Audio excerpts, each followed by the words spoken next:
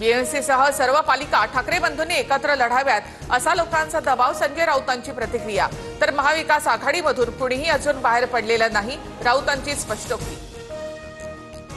दक्षिण मुंबईमधील कर्नाक पूल आता सिंदूर नावाने ओळखला जाणार. मुख्यमंत्री फडणवीसांच्या हस्ते पुलाचं लोकार्पण. दोन्ही उपमुख्यमंत्र्यांची अनुपस्थिती. 75ची शाल अंगावर पडते त्याचा अर्थ आता थांबावं असा असतो. मोहन भागवतांच्या वक्तव्याने चर्चांना उधाण. एका पुस्तक प्रदर्शनाच्या कार्यक्रमात मोहन भागवतांचं मोठं विधान.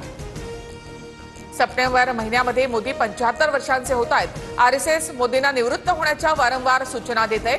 मोहन भागवतांच्या विधानाचा दाखला देत संजय राऊत यांचा मोदींवर निशाणा. गोसेखुर्द धरणाच्या 33 दरवाजांमधून अजूनही पाण्याचा विसर्ग सुरूच. भंडारा जिल्ह्यामध्ये लाखांदूर तालुक्यामधील चुलबंदा नदीच्या पुलावरून 3 फूट पाण्याचा प्रवाह. गडचिरोली जिल्ह्यामध्ये वैनगंगा, प्राणहिता, गोदावरी, पाल, कठाणी या 5 नद्यांना पूर परिस्थिती कायम. जिल्ह्यामधील 22 रस्ते बंद. 6 तालुक्यांचा संपर्क तुटला. चंद्रपूरमधल्या ब्रह्मपुरीमध्ये वैनगंगा नदीला आलेला पूर ओसरण्यास सुरुवात.